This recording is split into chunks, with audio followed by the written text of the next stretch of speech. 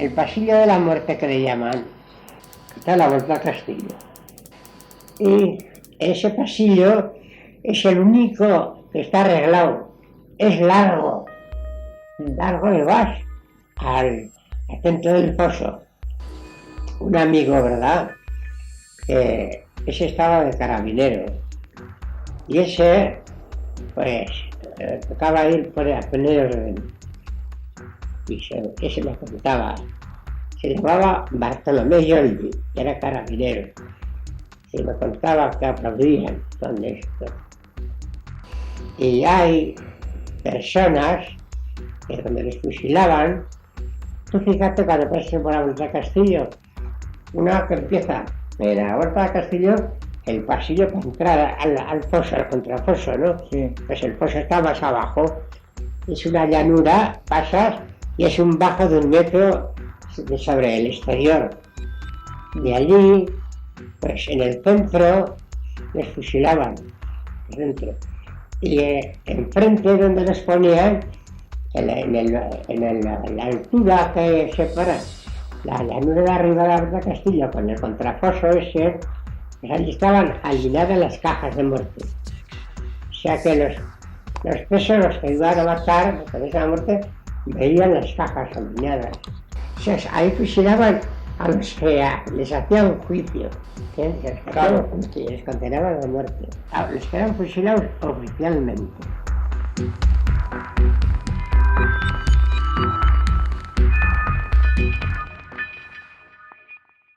Nire aitona txirotasun osoan jaiotako familia baten kidea zen, eta betidanik ibili ziren nahiko hori esan bezala txirotasunaren giro batean, ez zuten aukerarik izan ikasteko, eta horregatik nire aitona eraman zuten miserikordia etxera.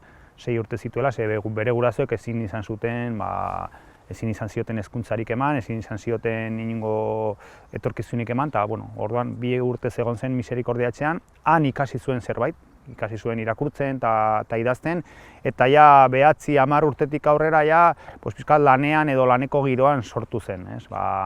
Rekadista bezala, hasi zen bere ogibidea ikasten, eta poliki-poliki lan merkatuan sartu zen, garaiko lan merkatuan. Beraz, hasiera-hasieratik bizi izan zuen oso gora latz batean, eta horrek nik uste dut markatu zuela eta ikusarazi ziola injustiziaz betetako mundu batean bizi zela. Bueno, pues Jesús Cepero Barbería era un joven, hablamos en 1936 y un poco anterior a esto. Vivían en la Rochapea. Bueno, él era el mayor de los hermanos. Eran él de 20 años en ese momento, mi madre tenía 18, su hermana, había otro hermano que tendría unos 16 o así, que era paralítico cerebral, totalmente imposibilitado, ya desde que nació. Bueno, nació bien, pero una meningitis o algo le pasó, que se quedó para toda la vida totalmente inmovilizado. Y luego la pequeña, que tenía 11 años, que todavía vive.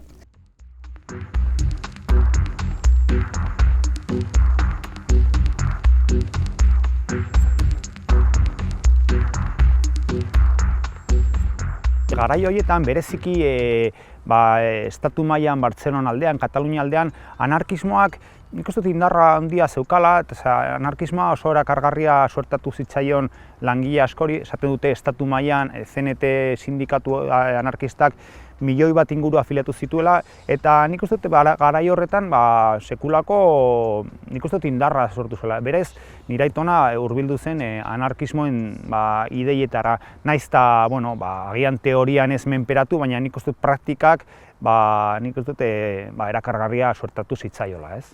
Estaba afiliado al sindicato de la CNT, trabajaba en ese momento en Huarte y Malumbres, o Huarte y compañía. Huarte era la empresa. Él, además, en ese momento, antes de la guerra, tuvo un cargo dentro de lo que era la junta del sindicato. Era secretario tesorero. Hemen bazeuden sozialistak nahiko antolatua, bazegoen beste alde batetik, abertzaletasuna beste bide batetik zijoan, eta gero ere, anarkismoa bazeukan bere egitura, eta bazituen nik uste dut topatu ziren interes handia zeukaten langile batzuk sortu zituzten taldeak, teorizatu zuten, anarkismoaren inguruan teorizatu zuten gizarte on baten inguruan, eta euren lanetan hori zabaltzen saiatu ziren. Berak esan bezala bazukan sortu zitzaion olako intelektual behar bat, irakurtzeko behar hori, eta norbaitek erakutsi zizkion Eliseo Reclus libertarioaren obra. Nik uste dut Eliseo Reclus izan zela 19. mendeko teoriko bat, eta idatzi zuen asko, eta horrek nik uste dut eragin ziola berari esan bezala beste mundu bat sortzeko gaitasun hori edo behar hori. Eta berak praktikan jarri zuen bere eremuan, eta bere eremua bazen familia eta lan giroa. Galo Bierge, Jose Gurpegi eta Jesus Zepero. Hirurak Iruñakoak, hirurak anarkistak, CNT-ko militanteak. Hirurak involukratuak modu batez edo bestez izandako gatazketetan, 1926aren ondorioz izandako gatazketetan. Bai Galo eta bai Jose, biak bizirik atera ziren gerratik. Jesus Zepero ordea, Zaragozako lurraldean erail egin zuten. Kontxik suertea izan zuen. Kontxik ezagutu zuen Jose Gurpegiren semea, eta harren eskutik eskuratu zituen Josek askotan idazten zituen horiek danak, bere memoriak nolabait biltzen zituen. Eta horretaz gain, bere bizitza osoan zehar, Galo eta Jose Gurpegi ibili ziren elkarri eskutitzak bialtzen. Kontxik hori dana eskuratu ahal izan zuen, eta bai memoria hoiei esker eta eskutitz hoiei esker, ordura arte berarentzat ezagunak ziren pasarte asko ezagutu ahal izan zituen. Pues otra cosa que también a mí me encantó poder enseñarle a mi madre y a mi tía, porque claro, tampoco sabían nada, era muy callado, leía mucho, pero no sabían más.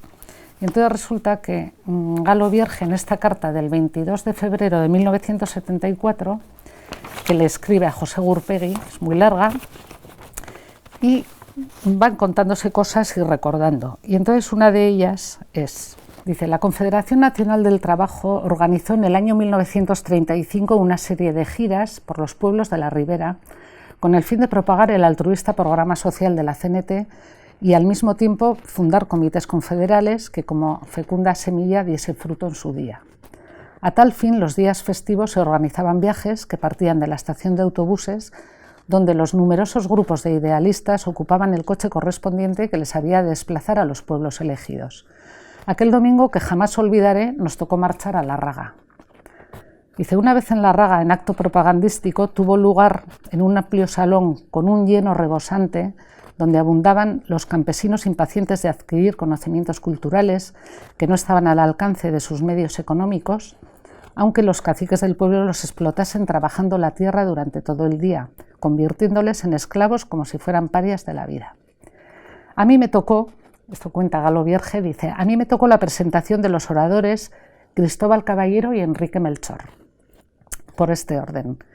Dice: después de hacer un panegírico de los conferenciantes, exclamé con voz rimbombante y solemne: ahora Cristóbal Colón tiene la palabra. La carcajada fue general. Creo sinceramente que hasta los huesos del inmortal descubridor de América se estremecieron en su tumba. Yo, todo azorado, quise rectificar, pero sí, la rechifla, y aquí es donde me interesa este párrafo.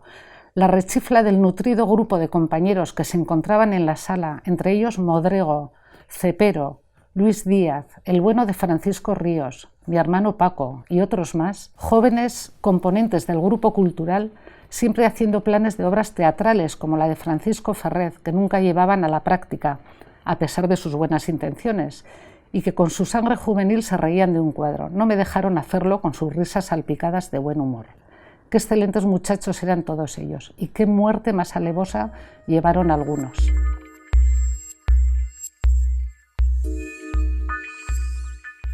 Hogeita hamaseiko udaberria nahiko nahiko gogorra izan zela, alegia gatazka asko izan zirela, errepublika saiatu zela pixka bat iraultzen langileen baldintzak, nekazarien baldintzak, eta horrek noski privilegioak zutenek ez zuten bat ere ongi ikusten, eta euren privilegioak ez zituzten galdu nahi, eta horregatik esan bezala udaberria, 36ko udaberria nahiko gatazkatsua izan zen.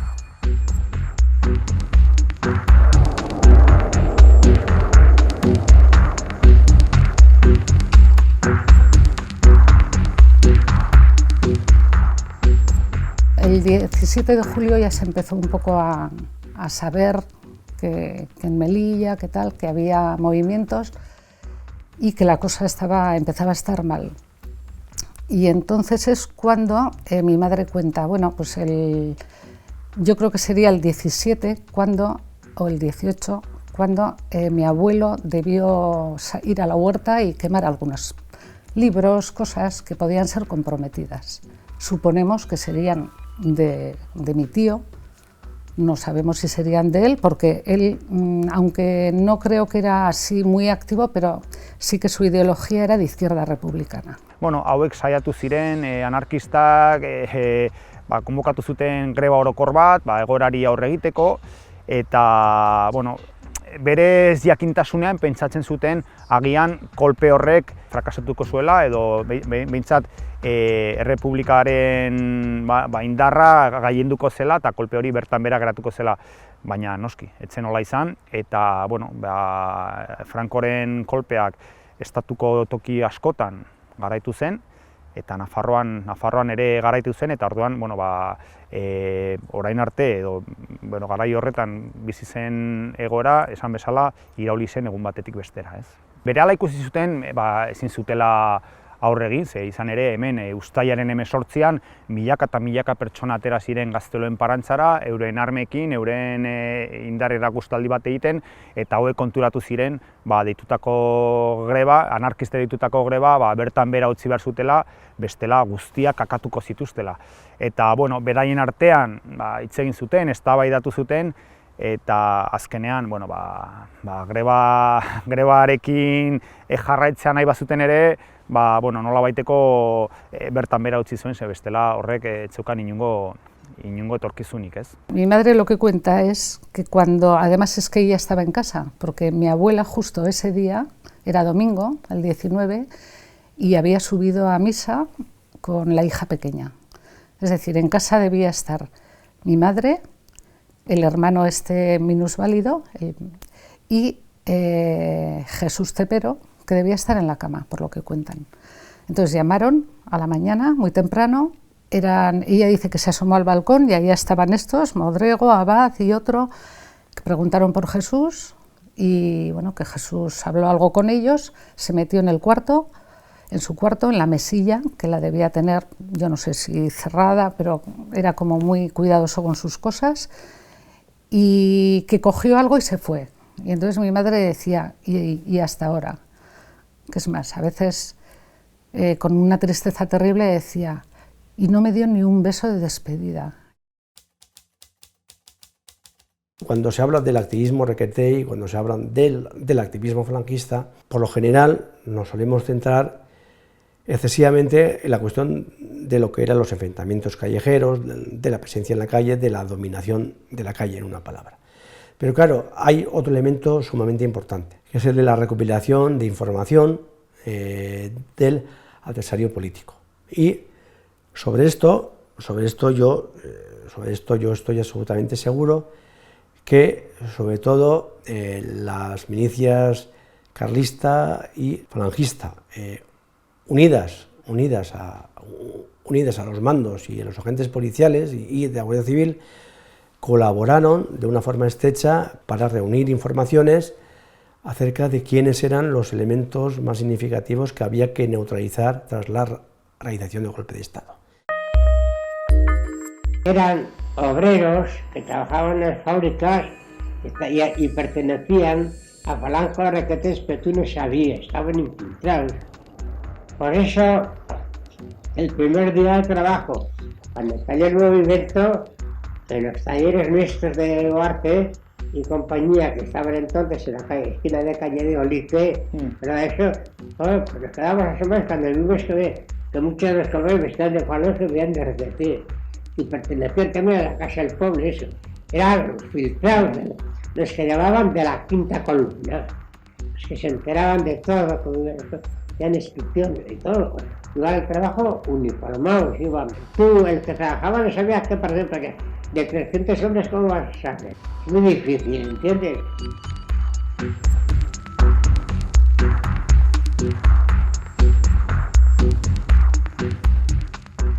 Mehatxuak oso argiak izan ziren hasierako momentutik. Eta hasierako momentu horretan esan zioten aizu, grebarekin aurrera jarraituzkero, guk ez dugu inongo erantzun samurrik emango. Guztiak akatuko zaituzteko. Beraz, zuek bertan bera utzi behar duzue greba, eta gainera guk hori jakin behar dugu eta jakin behar du jendeak. Eta horretarako ezinbestekoa da gure esku dauden irratien bitartez hori lau haizetara zabaltzea. Eta, pixkat ikusita zein zen egoera eta nolako giroa sortzen ari zen Iruñan, nolako giro militarra sortzen ari zen Iruñan, nik uste dut erabakirik hoberen egin zutela euren bizitza pixkat bermatu ahal izateko. Hasiera batean nik uste dut ibili zirela pixkat oioak bezala, gora eta bera eta batzuen etxetara joaten, gero saiatu ziren euren tokietara itzultzen, baina ez zukaten inongo segurtasun neurririk hartuta, aldez aurretik ez zuten ikusten, ez zuten bere burua prestatu gerra baterako. Euren buruetan ez zen sartzen gerra bat etorriko zenik, eta horregatik nolabaiteko defentsa oso baju batekin harrapatu zituzten. Beraz, azkenean lehendabiziko egunetan babesten ziren nola doala, baina ikusita bere egitura guztia deusezten ari zela, bakoitza joan zen bere etxera, eta itxaron zuten nola pixka bat, ea polizia etortzen zen, edo falangistak edo karlistak euren etxetara atxilotzeko. Azkenean hori, esan bezala, ez zuten gaitasunik inora joateko. Batzuk alde egin zuten, hasierako momentuan konturatu ziren etortzen zela gerra potolo bat, eta batzuk joan ziren Zaragoza aldera, bero beste batzuk ere joan ziren Bizkaia eta Gipuzko aldera, baina gutxiengo bat izan zen. Gehienak, anarkista eta sozialista gehienak hemen geratu ziren. Azkenean oso ez zen errez ateratzea Iruñatik, trena kontrolatua zegoen, autobusa kontrolatua zeuden, beraz, Iruñatik ateatzea ez zen erreza eta horrek sekulako, nik uste dute eragina izan zuela euren subkonstientean eta geratu ziren, pixkate oso izututa geratu ziren euren etxeetan. Gurpegi cuenta como en una, además dice exactamente, una tabernucha donde Cuatro Vientos, donde Renfe, que fue él allí, después de que él hizo ir a su casa y demás, y ahí estaban otros compañeros, entre ellos Cepero, los Goñi, los hermanos Goñi, Modrego me parece que también dice, o sea, da unos nombres de la gente que estaba allí. Y por lo visto tomaron una decisión, que Gurpegi la cuenta. Pero mi familia, ¿cómo se entera de esto? Pues se supone que durante el día no saben nada, pero al día siguiente a mi abuelo, un ferroviario amigo de él, le dice: ayer le vi a Jesús con otros que cogían el tren para Zaragoza. O sea que este es el primer indicio que tienen de que se ha ido.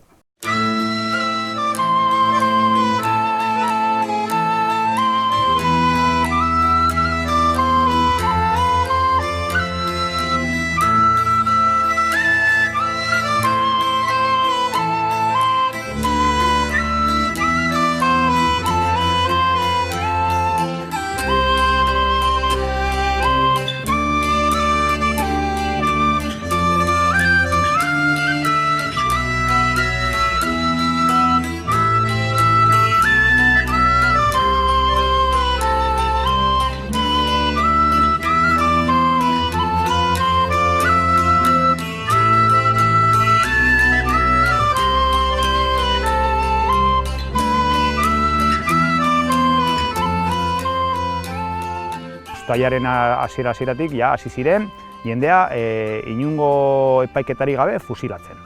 Eta, karo, horrek ere, sekulako anabasa sortu zuen, eta sekulako nolabaiteko bildur barneratze horrek eragin zuen, pixka bat bakoitza saiatu zela bere bizitza salbatzen, eta gitura horiek geratu zirela bertan bera, eta ez zegoela inungo babesik, inungo tokitik, ez? Ze, karo, hemen nola Nafarroan gailendu zen berehala frankisten kolpea, hemen, hori, esan bezala, gizartea desegituratzen hasi zen, gizartea, ezkerraren zegoen gizarte zati hori desegituratzen hasi zen, eta nik uste dute kontatzen zutenaren arabera, espero zutela ja edozein gauza, edozein momentuan, ez?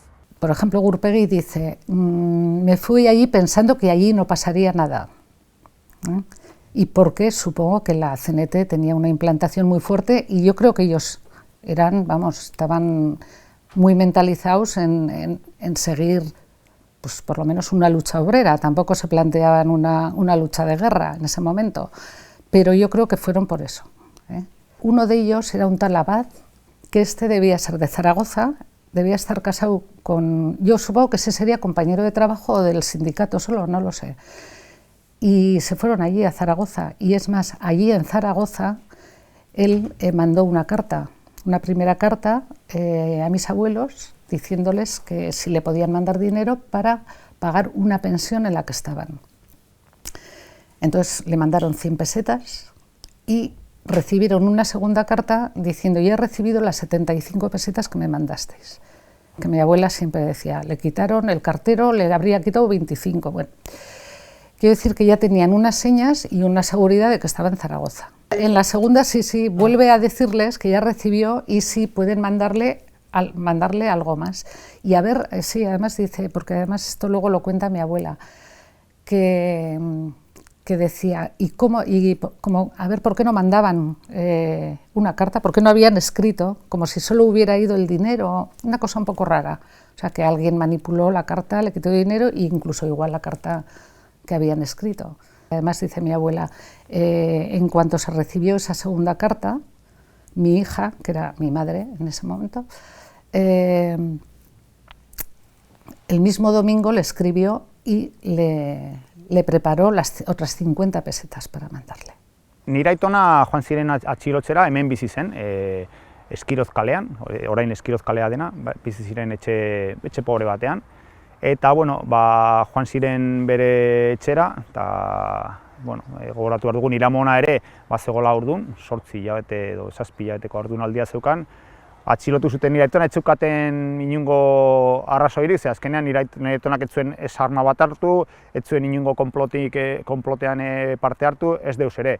Baina egotzi zioten edo norbaitek salatu zuen, eta esan zuen nire aitonak bazuela zerrenda bat, frankisten zerrenda bat, fusilatzeko gogoarekin zudena, eta hori, guztiz gezurra zen, bazen aitzaki bat, inungo fundamentorik zeukan aitzaki bat, eta horregatik atxilotu zuten.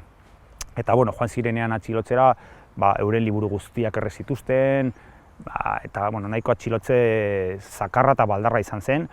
Nik uste dut, bera atxilotzeko eta bere inguruan zeudenei bildurra edatzeko, ez? Eta, lortu zuten, noski. Bildurra edatzea, garai horietan eta arma horiekin eta babes horiekin erreza zen, eta bildurra zabaldu zen.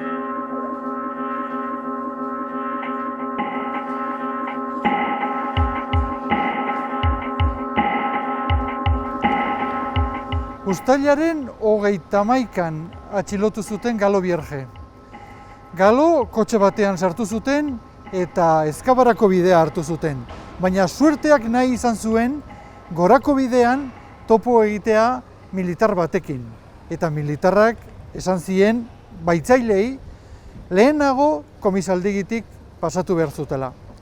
Komisaldigia Orreaga kaleko 6. zenbakian zegoen. Hementxe alegia. Eta bertan sartu zutenean hasi ziren lehendabiziko itaunketak. Eta hemen egin zuen topo Kamino Oskoz irakaslearekin. Berak gogoratzen du nola neska gazte bat ikusi zuen negarren artean, eta neskak ahopeka kontatu zion irakaslea zela, atxilotu egin zutela, eta berarekin astokeriak egin zituztela. Era maestra, era la carrera de maestra, y decían que era novia de Tomás Sari, uno que tenía 20 años, pero era muy destacado en el Partido Comunista. Estaba estudiando para abogado, no sé si terminó la carrera. Ya se lo mataron en el fuerte, el primer día del movimiento, de que la habían llevado a la cárcel conmigo. Fuimos juntos, lo llevaron a ella y a mí, y a otro que era hijo del médico de Vizcarré, se apellidaba Sánchez, era portalero aquí, era portalero. Llevaron a los tres, y al llegar a la cárcel, la pobre chica pues estaba asustada, ¿verdad? De 8 años, muy maja, se agarró a mi brazo, ¿verdad? Hasta que un día la sacaron, eso después, cuando salí, me enteré, la sacaron en una de las sacas que hacían, y después de violarla, la mataron y la tiraron a la cima.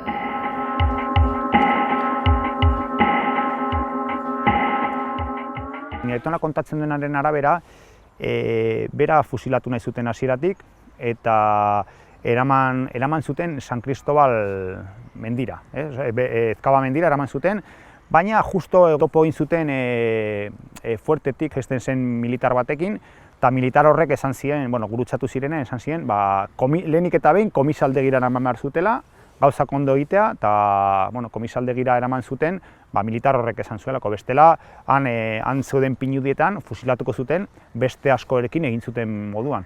Ez da komisaldegira pasatu gabe, ez epaile baten aurrean pasatu gabe.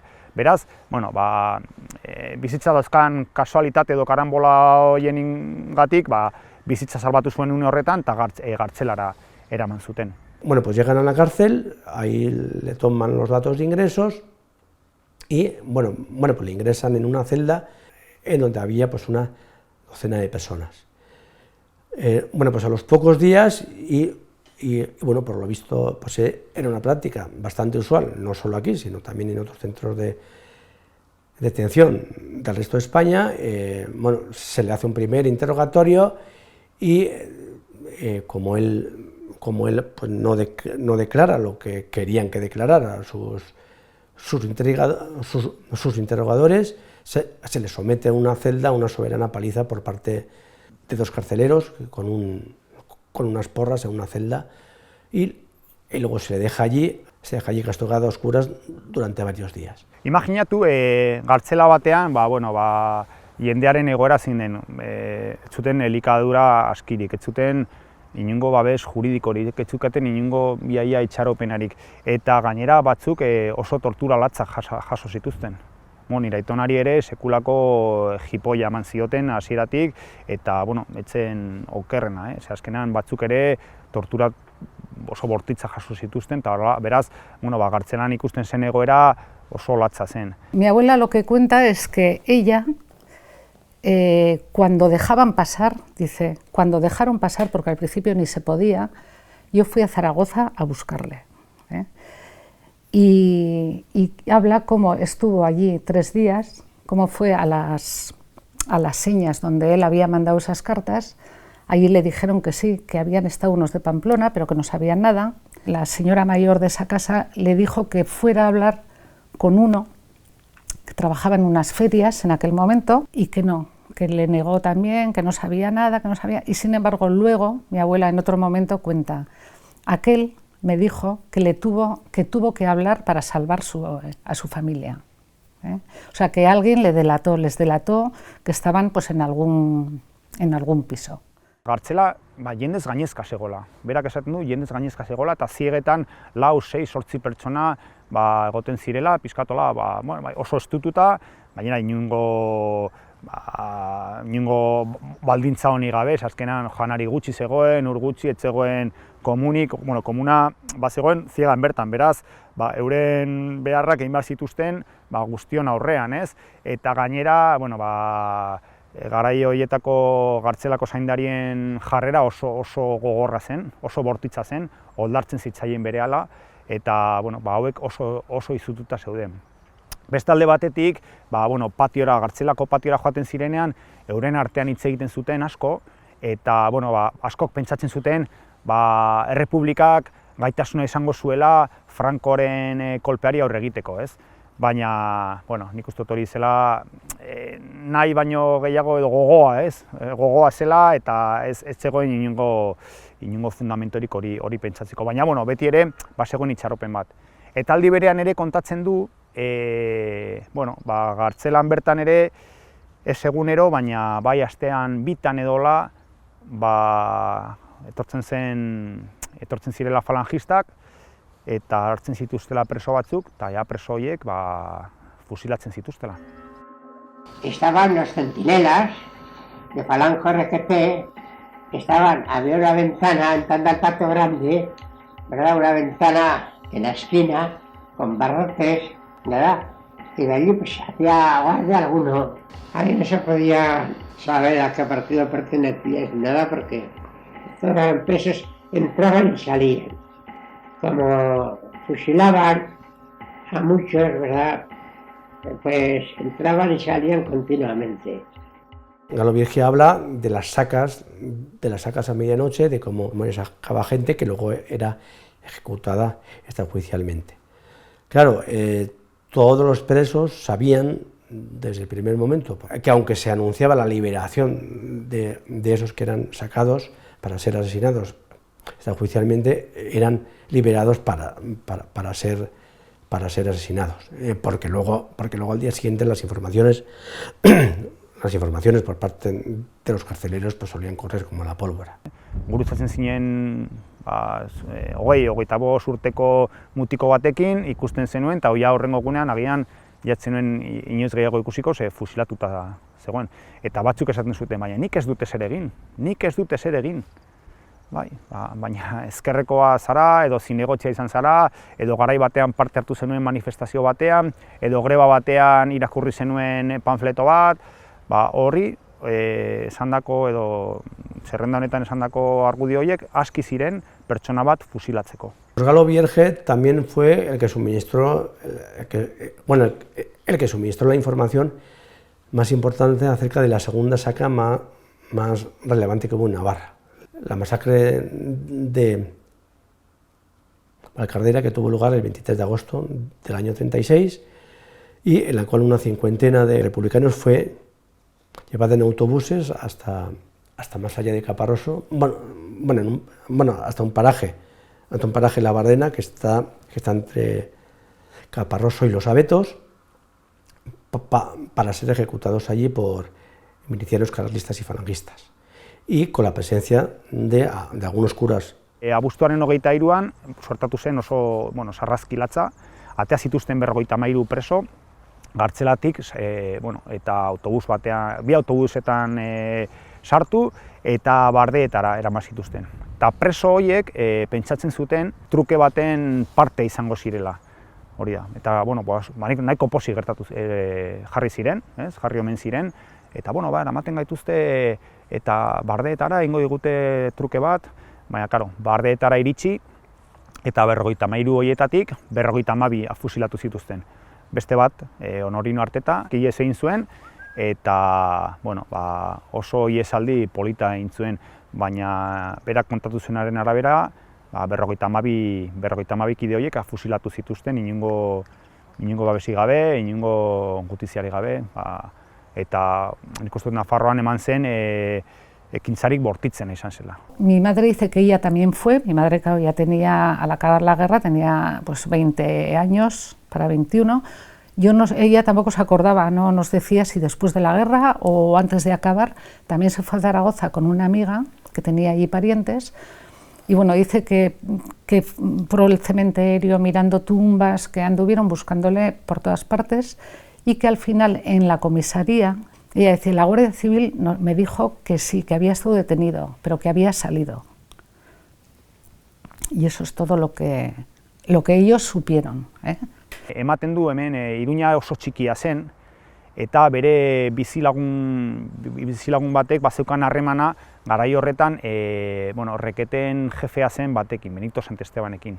Eta nolabait, nik uste dute egin zuela kontakto bat eta saiatu zen nire aitona askatzen, ze azkenan nire aitonak ez zuen ezer egin, beste askok bezala, eta askatu zuten, baina hori, bizitzaren karambola bezala, askatu zuten bezala, agian erailtzeko agindua ere emanda zegoen, beraz, izan zen kasualitate bat bezala, garai horretan ematen ziren kasualitate bezala. Aparte de lo que sabe la familia, ¿qué es lo que sabemos? Pues que José Gurpegui en sus memorias va enumerando a gente conocida de Pamplona, de amigos del sindicato, y entonces dice, de Cepero me dijeron que lo mataron en los primeros días de la guerra, en Zaragoza. Y luego incluso añade, su madre al acabar la guerra vino a preguntarme a ver qué sabía, y dice, y nada pude decirle porque no estuvimos, o sea, fueron todos, pero luego cada uno le tocó, pues él ya explica cómo tuvieron que escaparse a Zuera, quiero decir que luego allí no sabemos esos movimientos que tuvieron, quién estaba con quién.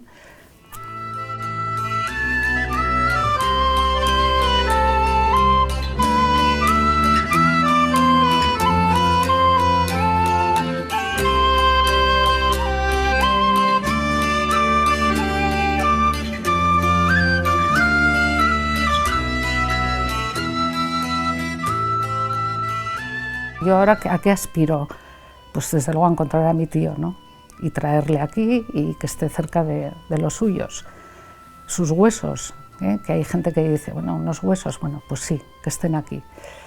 Y por otro lado, ¿a qué aspiramos? Pues a saber un poco eso, cómo fue su vida, quién era.